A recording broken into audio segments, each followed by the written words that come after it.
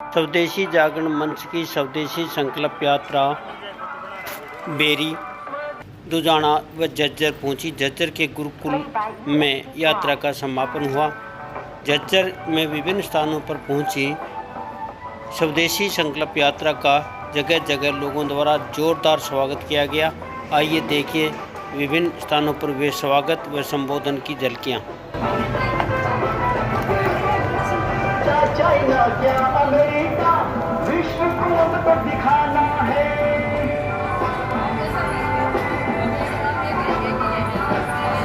क्या चाइना क्या अमेरिका विश्व को तो दिखाना है। छोटा हो चाहे बड़ा सब भारत में ही बनाना है। भारत की अर्थव्यवस्था को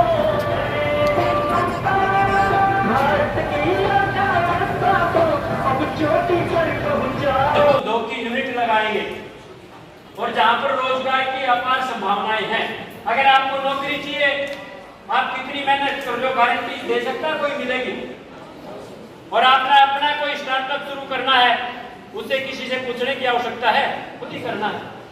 जैसे इन्होंने किया, आने वाले समय में उसको और बढ़ाएगा तो और इनकम बढ़ेगी। और जैसे मैंने जमशेद टाटा का एग्जाम्पल दिया, आज कितना बड़ा टाटा समूह खड़ा कर दिया। और दूसरी बात एक और है, जैसे अपने यहाँ पर कई अध्यापक बैठे हैं, ये गारंटी दे सकते हैं मैं अपने बच्चे को अपनी जगह लगा सकता हूँ, दे सकता है जी कोई।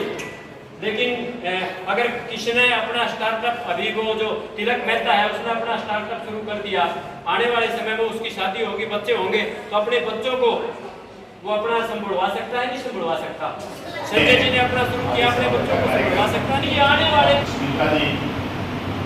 और बेरी नगर पालिका के अपने मेंबर हैं श्रीमान राजेश जी पीछे हैं,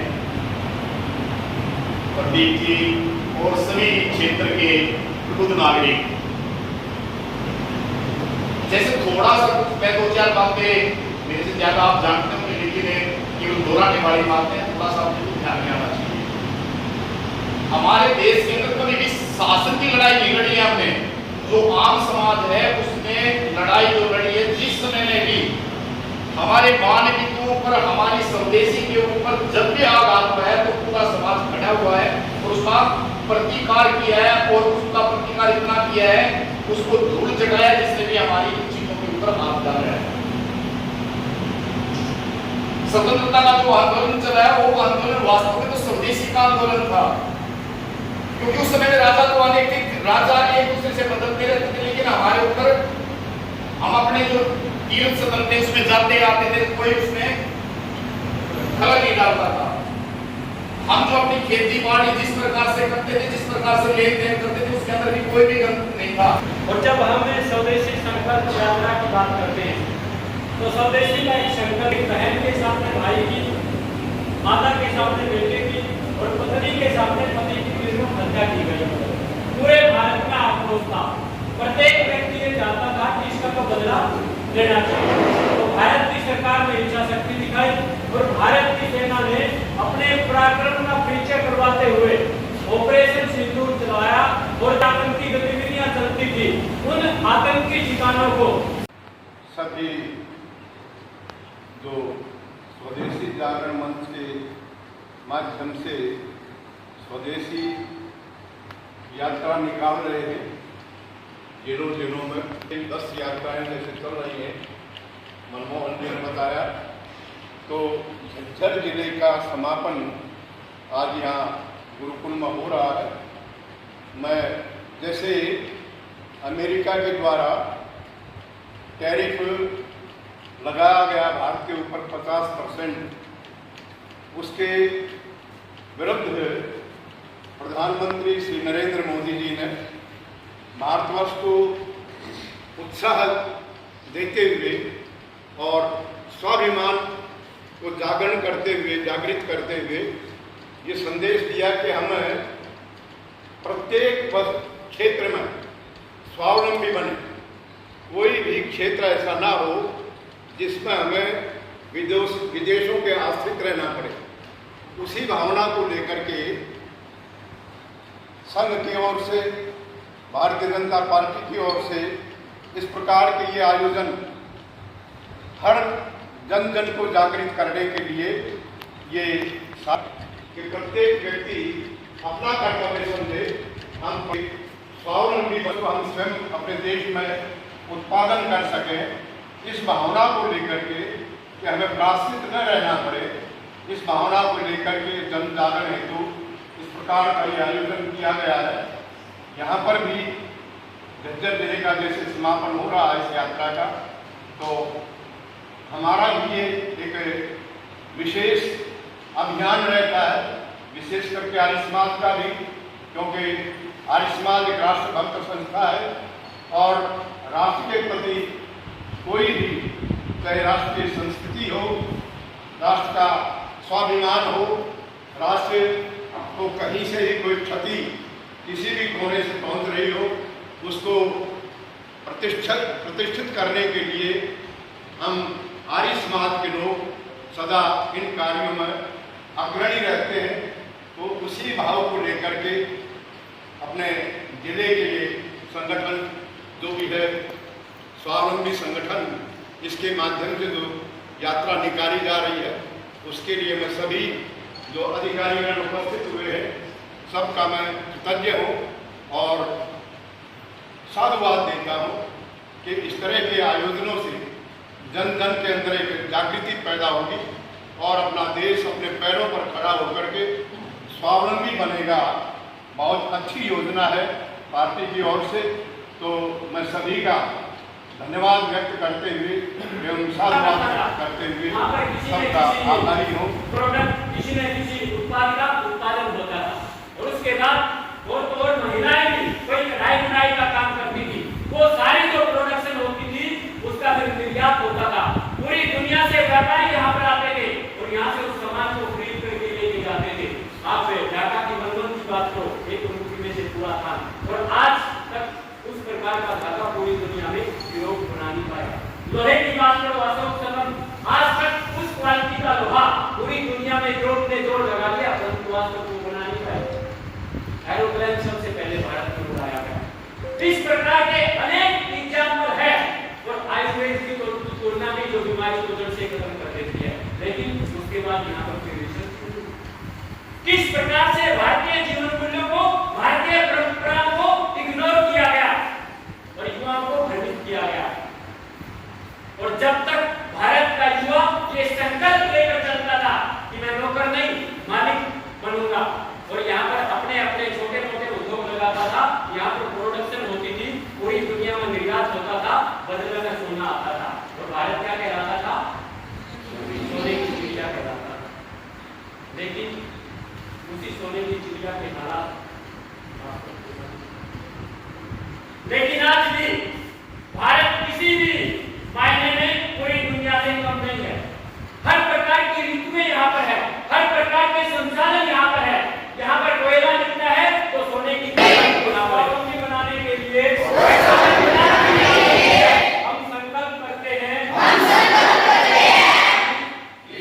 अपने घर परिवार व्यापार में स्थानीय स्वदेशी वस्तुओं को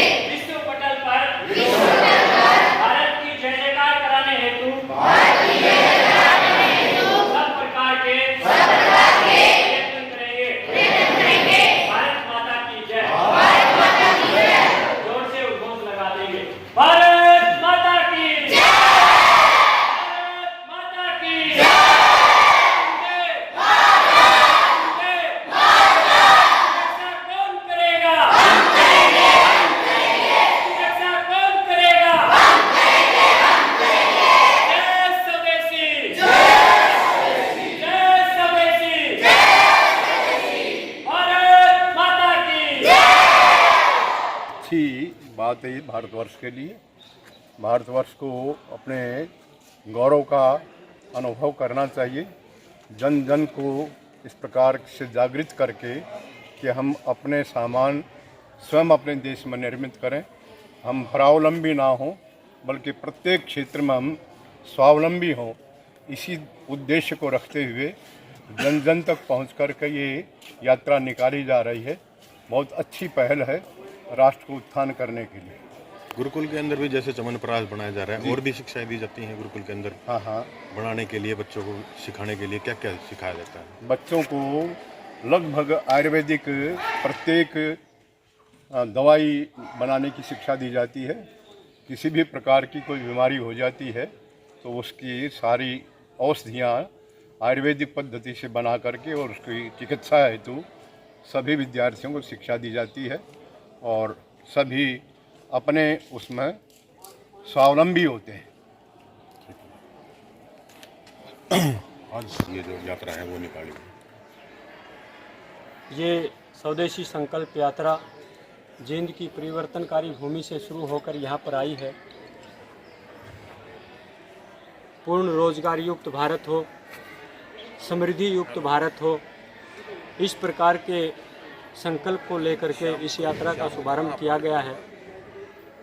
आज जिस प्रकार की परिस्थितियां देश में दिखाई देती है, एक अवसर हमारे सामने 1947 में आया था कि भारत अपने सांस्कृतिक मूल्यों के दम पर अपने आर्थिक तंत्र के आधार पर आगे बढ़े, लेकिन यूएसएसआर को फॉलो किया गया।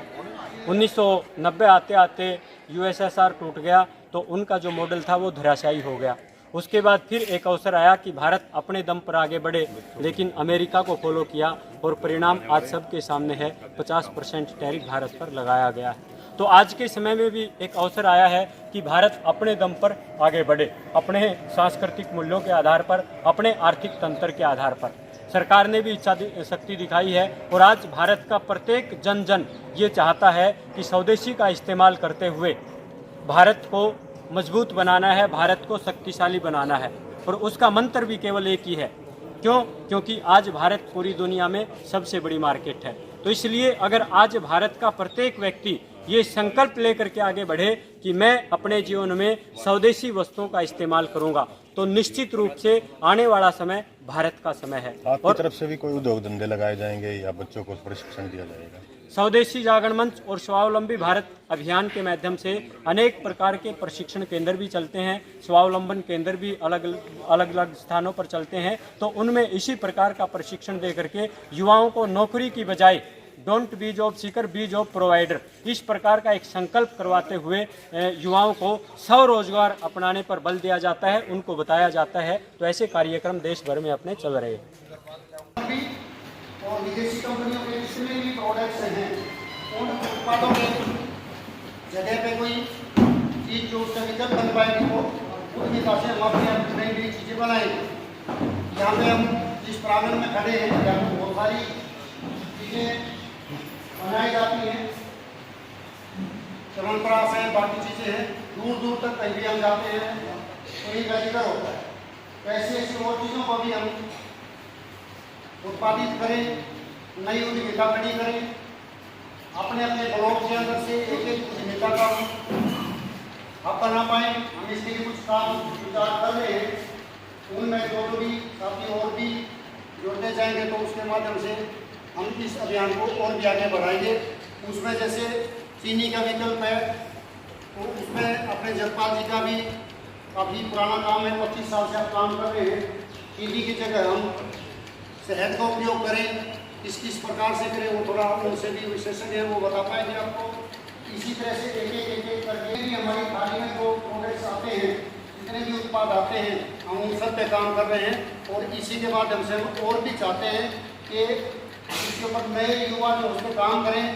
तो आप लोग आने वाले समय में, हमारे बाद में आने वाली पीढ़ी के लिए एक उद्यमिता का जो लंबे टाइम तक को जो यहाँ पर उत्पादन और आपूर्ति का जो काम कर पाएंगे वो आप लोग कर पाएंगे।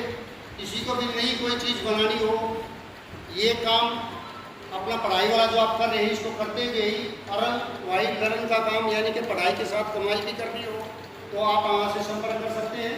हम आपको उसके बारे में ट्रेनिंग भी देंगे, आपके उत्पाद की बिक्री भी करेंगे और बाकी सब इसमें करके देंगे।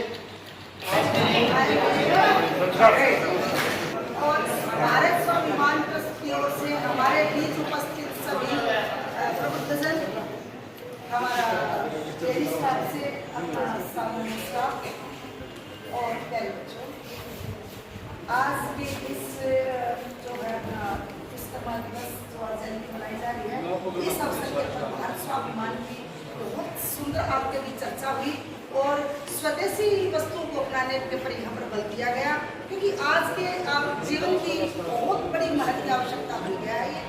ठीक है, आज सर्विसेज की तो बात मत देखिएगा, रोजगार के नए अवसर, अभी छोटी सी देर पहले बात हुई थी, बच्चे ने बताया भी था उसका जवाब कि रोजगार तलाशिए मत, रोजगार आप देने वाले बनो, लेने वाले नहीं।